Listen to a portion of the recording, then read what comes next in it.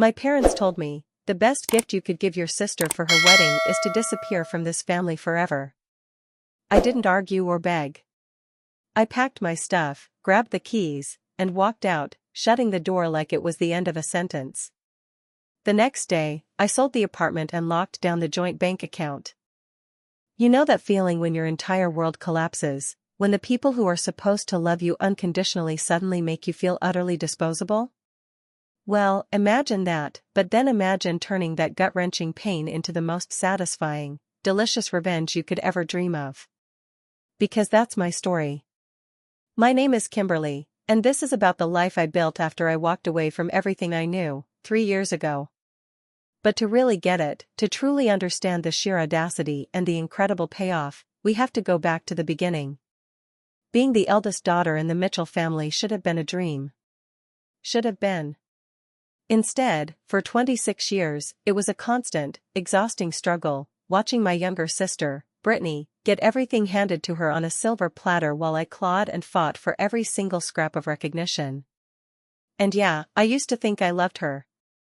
Until I realized she wasn't just a passive recipient of my parents' favoritism, she was an active participant in making my life a living hell. My parents, Robert and Susan Mitchell, owned a thriving real estate development company in Denver. My dad, he built that empire from absolutely nothing. By the time I was in high school, we were living that classic upper-middle-class dream, big house in Cherry Hills Village, luxury cars, private schools, the whole 9 yards. But here's the thing about new money, it can make some people incredibly insecure about appearances. Brittany? She was the golden child, from day one. Blonde, bubbly, effortlessly pretty in that perfect, Instagram-ready way. She played tennis, joined a sorority at CU Boulder, and always had a string of boyfriends who looked like they'd stepped right out of a Ralph Lauren ad. She was everything my parents wanted, easygoing, uncomplicated, and most importantly, she never, ever questioned anything they said. Me? I was the problem child. Apparently, I had the nerve to be a brunette in a family of blondes. I chose engineering at Colorado State instead of some more feminine degree. I asked uncomfortable questions about the family business. I dated guys who weren't from the right families or didn't have enough money. I was ambitious, outspoken, and worst of all, I was fiercely financially independent. While Brittany was off partying and finding herself in college, I was working my butt off. Every summer was spent in internships. I graduated summa cum laude and landed a killer job at a tech company in downtown Denver straight out of school. By 23, I was pulling 6 figures and had already started investing in real estate on my own. I bought a small apartment building in an up-and-coming neighborhood and was renovating it myself on weekends. This should have made my parents burst with pride, right? Wrong. My success was a threat to them. It shone a glaring spotlight on all the money they'd poured into Brittany's education and lavish lifestyle. It made uncomfortable comparisons inevitable. And the absolute worst part? It gave me independence, something they simply couldn't tolerate. The family dynamics really started to crumble when I hit 25. That's when the passive-aggressive comments began. Kimberly, why aren't you married yet? When are you going to give us grandchildren? Why can't you be more like Brittany, who just got engaged to Chad? Yes, his actual name was Chad. A trust fund baby whose dad owned a chain of car dealerships. Chad was, fine, I guess. Bland as unsalted crackers and about as intellectually stimulating as watching paint dry. But he made Brittany happy. He had the right pedigree. And most importantly, he worshipped the ground she walked on and never challenged anyone about anything. He was the perfect son-in-law for parents who valued conformity above all else. The engagement party was where things really started to go sideways. It was this absolutely massive affair at the country club, easily a $30,000 party just for an engagement. I showed up in a perfectly appropriate navy dress, brought an expensive gift, and genuinely tried to be the supportive big sister. But nothing I did was right. Kimberly, why didn't you wear something more colorful? You look like you're going to a funeral. Kimberly, you need to be more sociable. Go talk to Chad's family. Kimberly, when are we going to plan an engagement party for you? You're not getting any younger. The final, bitter straw came when my aunt pulled me aside, giving me this pitying look. Your parents are so worried about you, honey. They just want you to be settled and happy, like Brittany. Settled? Like being successful and independent was somehow unsettled. Like my life was incomplete because I didn't have a chat of my own. But I bit my tongue. It was Brittany's night. I smiled. I played the role.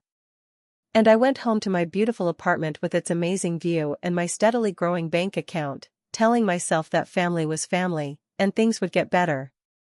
They didn't get better. The 18 months of wedding planning were pure, unadulterated hell. Every single decision had to revolve around what Brittany wanted, which, fine, it was her wedding. But somehow, my very existence became a problem that needed to be managed. I was asked to be a bridesmaid, which should have been an honor. Instead, it became a new channel for their control and criticism. The dress Brittany picked? Honestly, it was hideous. This pale pink monstrosity that washed out everyone except blondes. When I gently suggested maybe we could look at other options, I was told I was being difficult and unsupportive. It's not about you, Kimberly, Mom said, with that particular tone she'd perfected over the years. Can't you just be happy for your sister? Then came the bachelorette party planning. Brittany wanted to go to Napa Valley for a long weekend. The budget for this extravaganza? $3,000 per person. When I suggested maybe something a little more reasonable, perhaps a nice spa weekend in Vail, I was told I was being cheap and ruining Brittany's dreams. If you can't afford it, just say so, Brittany said, with a sweet smile that didn't quite reach her eyes. I'm sure the other girls will understand. The thing is, I could afford it. I could have afforded 10 Napa weekends. But the principle of spending $3,000 on a bachelorette party when some of the other bridesmaids were clearly struggling financially just felt wrong. But I paid up, because once again, it was just easier than fighting. Then came the wedding shower, where I was expected to help coordinate and pay, even though Mom and Susan, Chad's mom, were supposedly handling everything. Every week, a new expense, a new expectation, a new way I was failing to live up to their impossible standards. The real breaking point started building about 2 months before the wedding. I was at my parents' house for Sunday dinner, a command performance I'd been attending religiously since moving back to Denver, when Dad brought up the Kimberly situation. We need to talk about your attitude, he said, setting down his fork with that serious expression he used when discussing business deals. Your mother and I have been getting feedback from people about your behavior at wedding events. Feedback, like I was an employee being reviewed. What kind of feedback? I asked, genuinely confused. I had been nothing but supportive, despite my private reservations about the expense and the constant drama. You seem reluctant, Mom chimed in. People notice when you're not enthusiastic. It reflects poorly on our family. I am enthusiastic, I insisted. I participated in every event, paid for everything I've been asked to pay for, and I've never said a negative word about any of it. It's not what you say, Brittany spoke up for the first time, her voice dripping with sugary condescension. It's your energy. You bring this negative vibe to everything, like you think you're better than all of us. This was rich, coming from someone whose biggest accomplishment was getting engaged to a trust fund baby. But I kept that thought to myself. I don't think I'm better than anyone, I said carefully. If I've given that impression, it wasn't intentional. The thing is, Dad continued, this wedding is really important to our family. It's a big social event, and a lot of important people will be there. We can't afford to have any complications. Complications. That's what I was to them. A complication. What are you asking me to do, exactly? I said, my voice dangerously calm. The three of them exchanged looks. Mom cleared her throat. We think it might be best if you toned down your presence, maybe participated less visibly in the actual ceremony. You want me to step down from being a bridesmaid? The words felt like a punch. Not step down, exactly, Brittany said quickly. Maybe just, I don't know, do a reading instead, or help coordinate behind the scenes. What they were really asking was for me to make myself smaller, less noticeable, so I wouldn't overshadow Brittany's big day with my problematic existence. The successful daughter needed to dim her light so the golden child could shine brighter. I agreed, because I was an idiot who still believed that family came first. But it didn't stop there. Over the next month, I was systematically removed from every visible role in the wedding. No bridesmaid duties. No reading. No special seating. I was relegated to general family and told I could help out behind the scenes if I wanted to feel involved. The final insult, the absolute crushing blow, came 2 weeks before the wedding. I was at my apartment, working on a presentation for a huge client meeting, when my phone rang. It was Mom. "Kimberly, we need to talk. Can you come over?" Something in her tone made my stomach drop, but I said yes, because I always said yes. I drove to their house in Cherry Hills Village, the house I'd grown up in, the one that used to feel like home but had increasingly felt like enemy territory. Both my parents were waiting in the living room, sitting in those formal chairs they only used for serious conversations. "Sit down, honey," Mom said, and the endearment sounded forced, hollow. I sat on the couch across from them, feeling like I was about to be fired from a job I didn't even know I had. "Kimberly," Dad started, "your mother and I have been doing a lot of thinking about the wedding and about our family dynamic in general." "Okay," I said carefully. "The thing is," Mom continued, "we love you, but we think maybe you need some time to figure things out. Find your place in this family." "I don't understand." Dad leaned forward. "The wedding is really important to Brittany and to us. It's her special day, and she deserves to have everything perfect." "I agree," I said. "I've been trying to be as supportive as possible." "That's just it," Mom said. "Even when you're trying to be supportive, there's this tension, this undercurrent of judgment." "I haven't been judging anyone." I almost shouted, then reined myself in. "It's not intentional," Dad said. "But your very presence seems to create complications. People compare. They ask questions. It takes attention away from where it should be." I stared at them, trying to process what they were saying. "Are you uninviting me from the wedding?" They looked at each other. Mom cleared her throat. "We think maybe it would be best if you took some time for yourself. Maybe went on a trip during the wedding weekend. Something just for you. You are uninviting me." My voice was barely a whisper. "It's not forever," Dad said quickly. "Just until things settle down. Until you can find a way to be part of this family without causing drama." "What drama? What have I done?"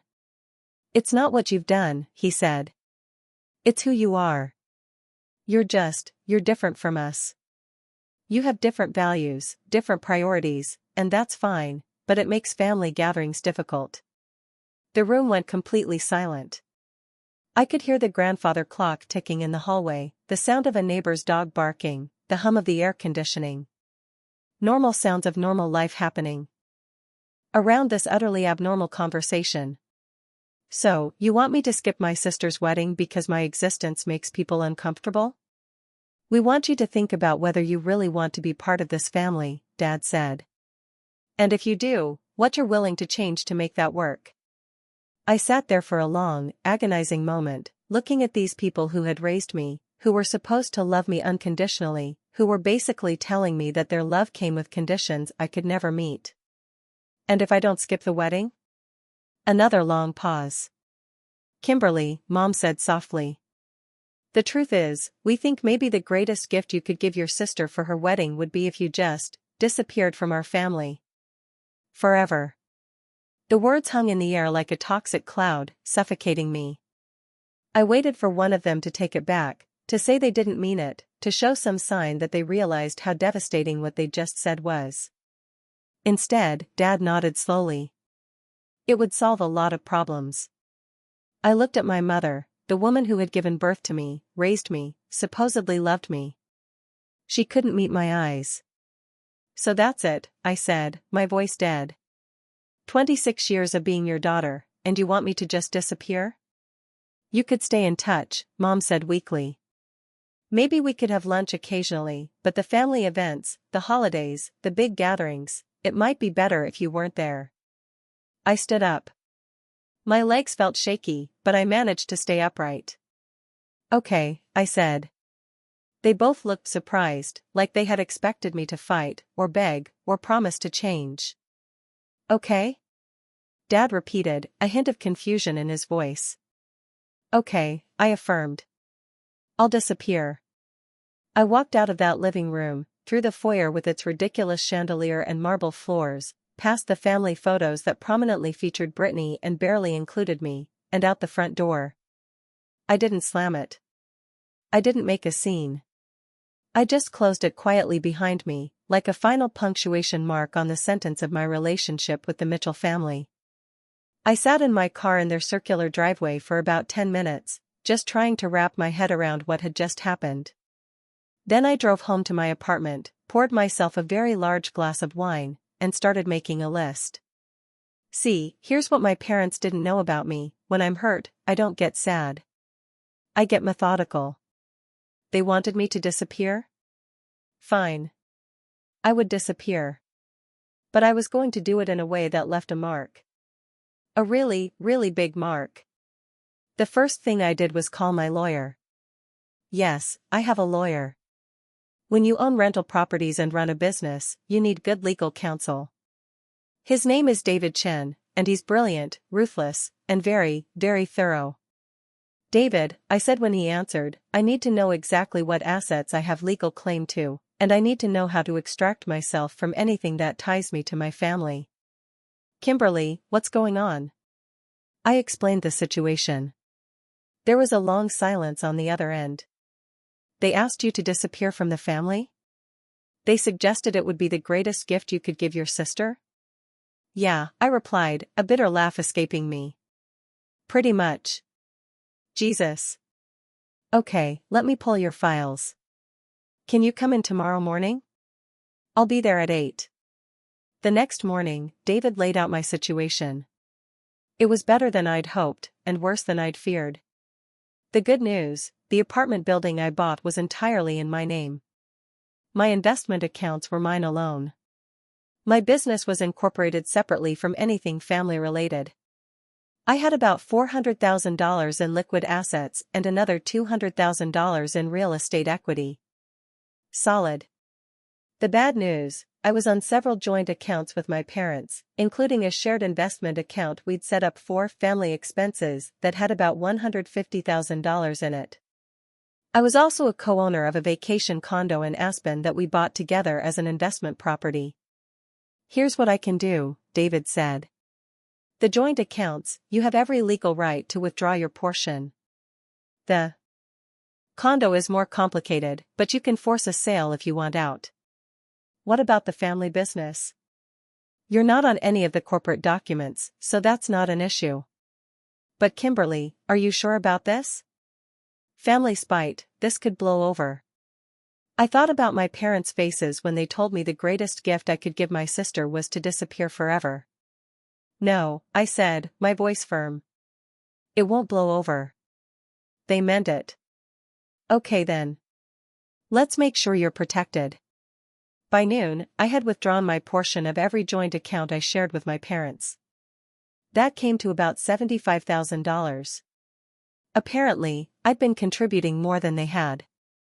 I also initiated the legal process to force the sale of the Aspen condo. But that was just the beginning. You see, while I'd been busy being the responsible daughter, I'd also been paying attention to the family business. Dad had always been loose with information around me, probably because he figured I was family, and it didn't matter. Over the years, I'd picked up quite a bit of knowledge about their operations, their clients, and their, shall we say, business practices. Some of what I knew was concerning. Mitchell Development had been cutting corners on some of their recent projects. Not enough to be obviously illegal, but enough to be ethically questionable and potentially problematic if the right person asked the right questions. There were issues with permit applications, problems with subcontractor payments, and at least 3 projects where the environmental impact assessment seemed optimistic. I made copies of everything I had access to: emails, documents, financial records, all obtained legally since I'd been included on family business discussions for years and had legitimate access to shared family files. Then, I started making phone calls. The first call was to the Denver Building Department. I had questions about permit processes and whether certain recent projects had been properly approved. The second call was to the Colorado Department of Public Health and Environment. I had concerns about potential environmental issues at a development site. The third call was to the Better Business Bureau. I had information about potential issues with subcontractor payments. I wasn't making accusations, mind you. I was just asking questions and sharing information that someone might want to look into, as a concerned citizen, of course. But that still wasn't enough. Remember how I mentioned I work in tech? Well, my company specializes in data analysis and digital marketing. I'm very, very good at research, and I have access to some powerful tools for finding information online. I spent the next week doing the most thorough background research of my life. I looked into Chad's family business, their social media presence, their financial history, their legal history. I researched the guest list for the wedding, all those important people my parents were so worried about impressing. What I found was interesting. Chad's family car dealership empire wasn't as successful as they liked to pretend. They'd had several lawsuits over the past few years, mostly related to fraudulent sales practices and undisclosed vehicle problems. Chad himself had a DUI from college that had been sealed, but was still findable if you knew where to look. And his Instagram? A treasure trove of questionable decisions and entitled behavior. More importantly, several of those important people on the wedding guest list were people I recognized from my professional network, including 2 potential clients my own company had been courting.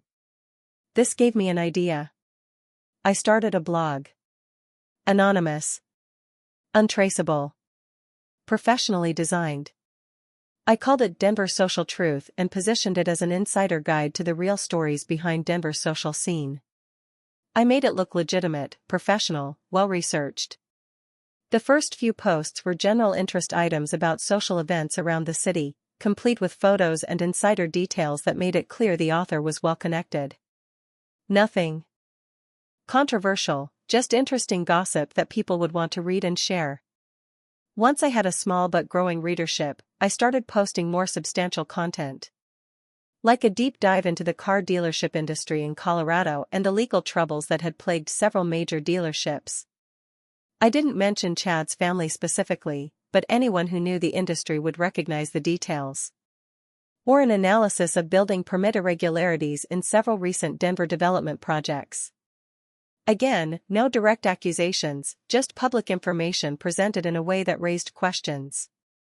Or a profile of social media behavior among Denver's young socialites, complete with screenshots of particularly entitled or problematic posts. Chad's Instagram featured heavily, though I never used his full name. The blog started gaining serious traction. People were sharing posts, discussing them, using the information in their own social circles. I had created a whisper campaign that was spreading organically through exactly the social network my parents were so desperate to impress. But I still wasn't done.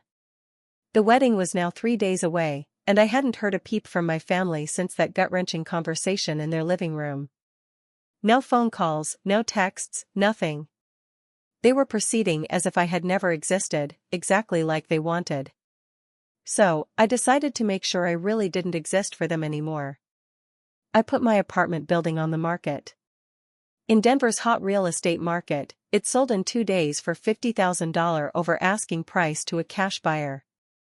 I liquidated my investment accounts and moved everything to a new bank. I incorporated a new business entity and transferred all of my professional contracts to it. I hired a moving company and had all of my belongings packed and shipped to a storage facility in Austin, Texas. Then I bought a plane ticket. Austin wasn't random. I had been offered a job there 6 months earlier, head of product development for a rapidly growing tech startup. I had turned it down because of family obligations. But when I called them back, the offer was still open.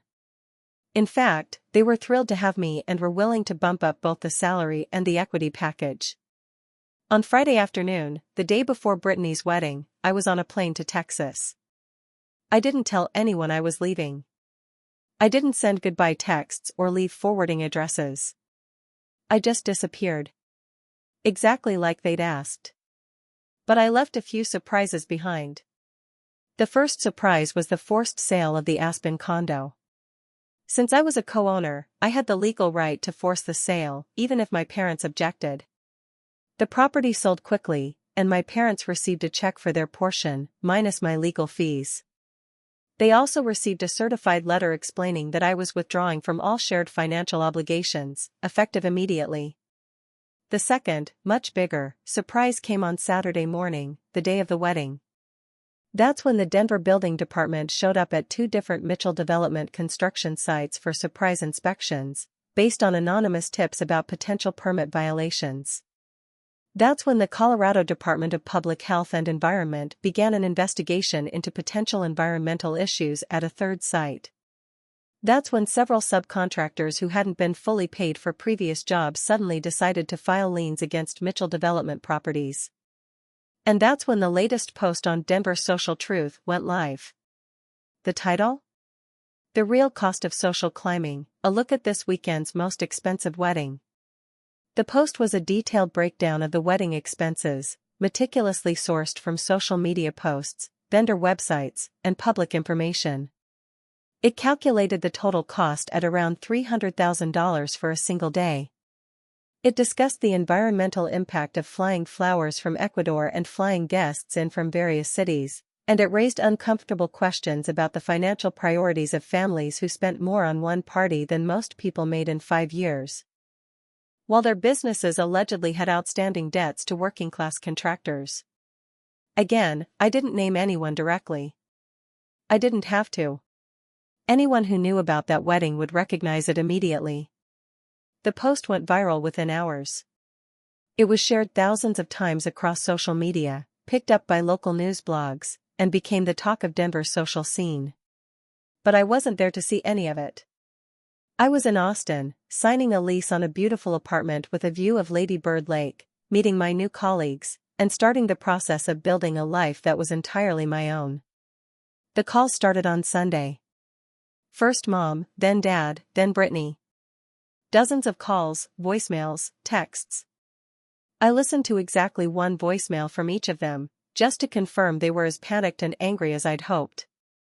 Then I blocked all of their numbers. But before I blocked them completely, I decided to have a little more fun with the situation. You see, I had also set up Google alerts for the family business, their names, and various keywords related to the wedding and the blog. So, I was getting real-time updates on exactly how spectacularly everything was falling apart. The wedding reception had apparently been a disaster. According to several social media posts from guests, which I screenshotted for posterity, people were talking more about the blog post than the actual ceremony. Multiple guests had left early, claiming sudden illnesses or family emergencies. The band had even asked if they wanted to cut the reception short since the dance floor was practically empty by 9 p.m. One particularly juicy detail came from a Facebook post by one of Brittany's sorority sisters who wrote, "Beautiful ceremony, but such a weird vibe at the reception." Everyone was on their phones reading some blog about wedding costs. Made everything feel super awkward. Hope B and C are okay. The post had dozens of comments from other guests, basically confirming that the whole event had been a social catastrophe. Even better, the blog post had caught the attention of a local news station. Channel 9 News had done a segment about wedding inflation and social media pressure, using my anonymous post as a jumping-off point. They interviewed financial experts about the rising costs of weddings and whether social media was creating unrealistic expectations. While they didn't name my family specifically, anyone who had been at the wedding or knew about it would have recognized the details. The story got picked up by other outlets, including a national personal finance blog with millions of readers. My little anonymous post about one ridiculous wedding had somehow become part of a larger cultural conversation about wealth inequality and social media pressure. Meanwhile, the business investigations were moving faster than I had expected. It turns out that when you give government agencies specific information about where to look, they're surprisingly efficient. The building department had found not just permit violations, but also safety issues that required immediate attention. 2 construction sites were completely shut down with big red stop work signs that were visible from the street. I found out about this because one of my former colleagues from Denver posted a photo on LinkedIn with a caption, "Interesting to see what happens when corners get cut in construction. Safety first, always." The photo clearly showed one of my family's development sites with a stop work order prominently displayed. The environmental investigation was also moving quickly. They had found soil contamination that appeared to predate my family's involvement, but their environmental impact assessment had failed to identify it properly. This meant they were liable for the cleanup costs, even though they hadn't caused the original contamination. The estimated cost for remediation was starting to look like it might exceed $500,000. But the most satisfying development? Watching Chad's family's business implode in real time. The renewed scrutiny of their car dealership practices had led to a full state investigation. It turned out that the sealed DUI I had found was just the tip of the iceberg. Chad had multiple legal issues that his family had been covering up, and several former employees were now coming forward with stories about fraudulent sales practices and financial irregularities. Chad's father had issued a public statement trying to distance the family from any wrongdoing, but it was too little, too late. 3 major manufacturers had already suspended their franchise agreements pending the investigation. The family's entire business empire was crumbling, and Chad was looking at potential criminal charges. This meant that not only had my family lost their social standing, but their daughter's high-profile engagement had connected them to an even bigger scandal. The wedding that was supposed to elevate their status had instead made them guilty by association with a family under criminal investigation. I was getting all of this information from my comfortable new apartment in Austin, where I was spending my evenings learning to salsa dance and my weekends exploring food trucks and live music venues.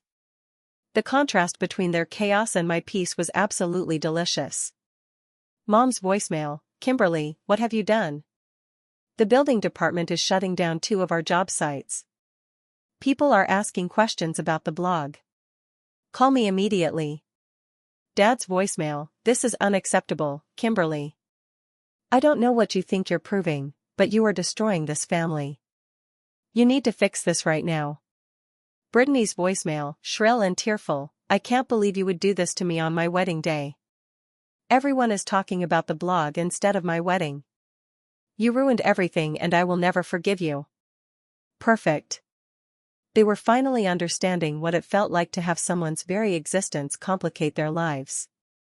The real satisfaction came over the next few weeks as I watched the consequences unfold. Mitchell Development was fined $50,000 and required to halt construction on 2 major projects until the issues were resolved. The delays cost them hundreds of thousands of dollars and completely torpedoed their reputation with investors. The environmental investigation found contamination issues that required expensive remediation, another $200,000 in unexpected costs. The subcontractor liens froze access to several of their business accounts and prevented them from taking out loans for new projects. But the social consequences were even more severe. The wedding, which was supposed to be their triumphant social debut, became known as "that wedding from the blog." People who attended were embarrassed to have been associated with such an ostentatious display, especially once the family's business problems became public knowledge. Chad's family's car dealership came under renewed scrutiny, leading to additional investigations and lawsuits. The engagement lasted another 2 months before Chad decided he couldn't handle being associated with the Mitchell family drama. He broke up with Brittany via text message while she was at a spa in Scottsdale, trying to recover from the wedding stress. My parents' social standing in Denver never recovered. They became known as the family who spent $300,000 on a wedding while stiffing their contractors and cutting corners on building safety. Several of their country club friends stopped returning calls. Mom was quietly asked to step down from the charity board she'd been so proud of joining. Meanwhile, I was thriving in Austin. My new job was challenging and rewarding. My colleagues were brilliant and supportive, and I was making more money than I'd ever dreamed of. I bought a beautiful house in South Austin, joined a hiking club, and started dating a wonderful guy named Marcus, who was a professor at UT and thought my ambition was sexy rather than threatening. For the first time in my adult life, I was surrounded by people who appreciated me for who I was, rather than constantly trying to change me into someone else. But the story doesn't end there. About 6 months after I left Denver, I got a call from an unknown number. I almost didn't answer, but something made me pick up. "Kimberly, it's David, your lawyer." "Hey, David. What's up?" "I have some interesting news. Your parents want to settle." "Settle what?" "They're offering to buy out your share of the Aspen property for significantly more than market value.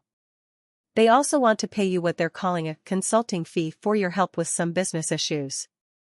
I laughed. "They want to pay me to make the problems go away." That's my read on it. "They're also asking if you'd be willing to take down the blog." "How much are they offering?" $200,000 for the property buyout, another $100,000 for the consulting fee, and all you have to do is disappear quietly and stop causing problems. Essentially, yes. I thought about it for approximately 3 seconds. "Counter offer," I said. David hesitated. "What's your number?" $500,000. Plus a written apology from all 3 of them, acknowledging that asking me to disappear from the family was wrong and hurtful. "And I keep the blog." "Kimberly, I'm not trying to be vindictive," he started. "They need to understand that actions have consequences," I cut him off. "They chose to treat me like I was disposable, and now they're learning what it actually costs to dispose of me. I'll relay the offer." 3 days later, David called back. They accepted all of it. Including the apologies. "All of it?" I asked, disbelief creeping into my voice. "Yes. I have written apologies from all 3 of them, plus a cashier's check for $500,000. "What do the apologies say?" "I'll read you your father's." "Kimberly, I realize now that asking you to distance yourself from the family was wrong and hurtful. You are our daughter and we should have found a better way to handle our concerns. I apologize for the pain we caused and hope someday you can forgive us. It wasn't perfect, but it was something." "And they understand I'm keeping the blog?" "They understand," David said, a hint of amusement in his voice, "though they're hoping you'll be less focused on Denver social issues going forward. Tell them I'll consider diversifying my content." The money arrived a week later, along with 3 handwritten apology letters that were clearly lawyer-reviewed but seemed at least somewhat sincere. I deposited the check and bought more investment properties in Austin. I didn't shut down the blog, but I did start covering social issues in other cities. Denver Social Truth became simply Social Truth, and it developed a national following. I never posted about my family again, but the original post stayed up as a reminder.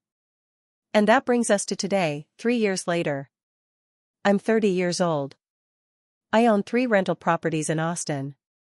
I'm about to be promoted to VP at my company, and I'm engaged to Marcus, who proposed at the top of Mount Bonnell with a ring he designed himself and a speech about how much he admired my independence and strength. Last month, I got a wedding invitation in the mail. Brittany was getting married again, this time to someone named Tyler, who worked in finance and seemed like a significant upgrade from Chad in the personality department. The invitation was addressed to Miss Kimberly Mitchell at my Austin address. I realized they must have hired a skip tracing service or a private investigator to find my current address, since I hadn't exactly left a forwarding address when I disappeared. I stared at that invitation for a long time, thinking about what it represented. An olive branch? An acknowledgement that I existed? An admission that maybe they wanted me back in their lives? I RSVP'd no, with a polite note wishing Brittany happiness in her marriage. Because here's the thing I learned from all of this: sometimes the greatest gift you can give yourself is the freedom to walk away from people who don't value you, even if those people are family. My parents asked me to disappear, and I did. But I disappeared into a life that was infinitely better than the one I left behind. I found my chosen family, Marcus, my colleagues, my friends in Austin, people who celebrate my successes instead of seeing them as problems to be managed. Sometimes I wonder if they understand the irony. They wanted me to disappear so I wouldn't complicate their perfect family image. Instead, my disappearance became the complication that destroyed that image entirely. But I don't wonder about it too often. I'm too busy living my actual life to spend much time thinking about the life they tried to force me to live. The Mitchell family wanted me gone, and they got their wish. What they didn't expect was that I'd be better off without them than they were without me. And that, my friends, is the most satisfying revenge of all. Living well. Update **. A few people have asked what happened to the family business and whether my parents learned anything from this experience. Mitchell Development Company never fully recovered from the investigations and bad publicity. They had to scale way back, let go of most of their employees, and Dad eventually sold what was left of the business to a larger company. He and Mom moved to a smaller house and a quieter lifestyle. Based on social media, which I definitely don't check regularly, I swear, they seem to have learned to live more modestly and maybe appreciate what they have instead of constantly chasing status. Brittany's second wedding was a small, intimate affair at a local venue. No destination flowers, no $300,000 budget, no social media spectacle. From the photos I may have accidentally seen when Googling something completely unrelated, it looked lovely and personal, much more like something she would actually enjoy rather than something designed to impress other people. I heard through mutual acquaintances, Denver isn't that big a city, that they speak about me sometimes, usually when someone asks about their other daughter. Mom apparently says I'm doing well in Texas and changes the subject. Dad tells people I work in tech and leaves it at that. Brittany, according to one friend who knew us both, said she hopes Kimberly is happy, but doesn't elaborate. It's not the relationship I would have chosen, but it's honest in a way our family dynamics never were before. They know I exist. They know I'm successful and happy. And they know that the door they asked me to walk through only swings one way. Sometimes the best revenge really is just living your best life and letting other people live with the consequences of their choices.